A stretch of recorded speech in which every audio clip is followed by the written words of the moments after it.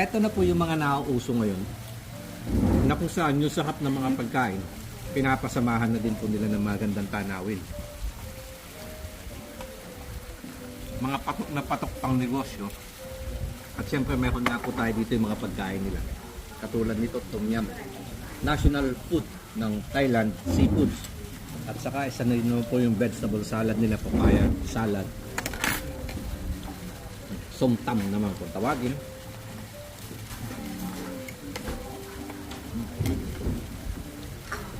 At kahit sa mga mamahaling restaurant, meron din po silang katulad nito, silaw na gulay.